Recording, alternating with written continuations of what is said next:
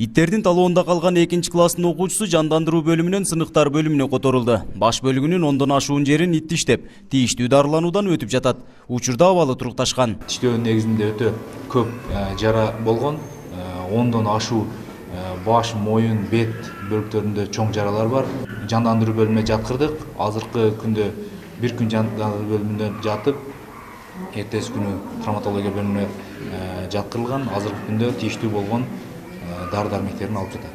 Состояние нормальный, бирок бара оңой эмес да, бир 10 чакты жерин тиштеп койгон. Аз глубокий раналар бар, терең. Операция болду бала. Шемписеңдер беттерин караңыздар, баланын бети. Аягын жулуп алган, бети бияка шалп бет түшүп калган, шалпайып. Ветеринарлар тиштеген иттердин кутурмага кабылбаганын аныкташкан. Кутурган ит капты деген интернет сайттардагы маалымат туура эмес, тарап кеткен. Баланы ит тиштегенден кийин эле ошол жерге биздин ветеринар врачтар барган.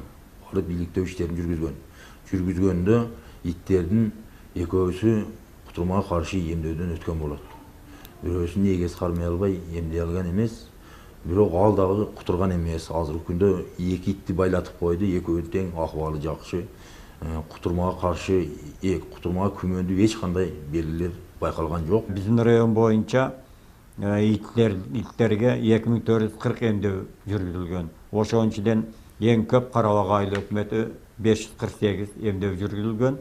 Ал эми калган айыл өкмөттөрүндө 100дөн 250ге чейин эмдөөдөр жүргүзүлгөн. Жолбун иттерди жок кылуу боюнча жыл башынан бери 835 ит атылган. Ал эми 500 итке бул жылы ветеринария тарабынан атайын паспорт берилип каттоодо турат. Жарандардын ит багуунун тартибин сактабагандан райондо канча ит бар экендиги тийиштүү кызматтарга да белгисиз. Ит түнгү саат 11ден эрте мененки саат 5ке чейин коргондо гана бош жүрүш керек.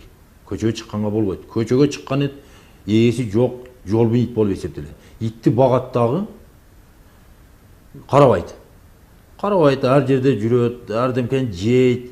Анан кийин жаңгыдай барганда кармай албайм дейт. Көбүнчө үйдө жаш балдар болот.